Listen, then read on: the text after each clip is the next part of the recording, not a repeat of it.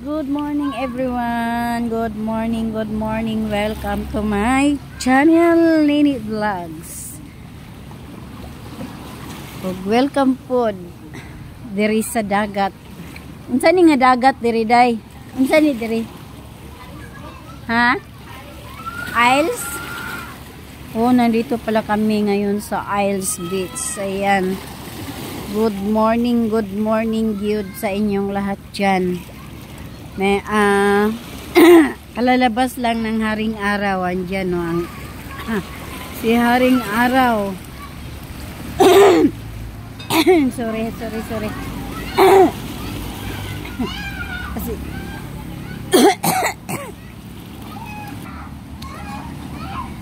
dito pala kami natulog kagabi, guys. Dito kami ng overnight kagabi. Gabing-gabi na kami nakapunta dito. Ayan. Doon sa itaas ay kalsada na yun. Maganda dito, guys, kasi yung tubig, oh, napakalinaw ng tubig, oh. Yan, oh. Maligo tayo ngayon. Maglaro tayo sa kasi tawag ng balod. Maglaro tayo sa balod.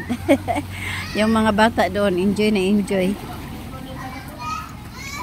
Yung mga ano ko, yung mga kapatid ko, andoon na, umalis na kanina pa, umalis na. Nagmamadaling umalis kasi nga may pupuntahan ba daw yung driver. Malayo pa ang anuhin nila. Malayo pa, 7 hours pa ang kanilang biyahe bago makarating doon sa aming lugar sa Davao de Oro. So ngayon, let's ligo. Sarap dito, oh. Yan, oh. Linaw ng tubig. Grabe.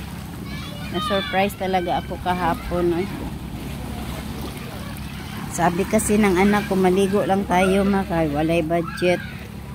Tapos dinala niya ako doon sa parlor kaya ipotoshoot, anong tawag yan?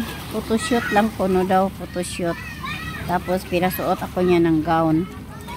Yun pala ay prank lang pala yun, kasi may venue pala silang kinuha doon. Pagkatapos ko doon sa parlor ay doon na kami pumunta. So na-surprise talaga ako, guys. Hindi ko akalain na may venue silang kinuha. Pagdating ko doon, marami ng mga bisita na na-shock ako, eh. Basta happy kaayo akong 68th birthday. Memorable kaayo ang akong birthday, guys. Sa akong pagka 60. Senior na talaga ako. senior na.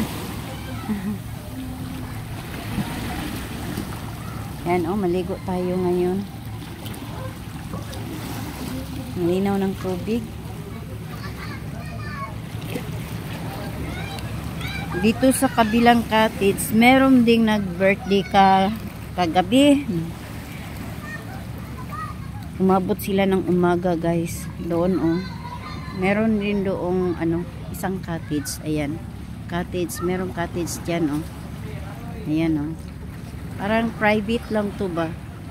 Parang ano lang to dito.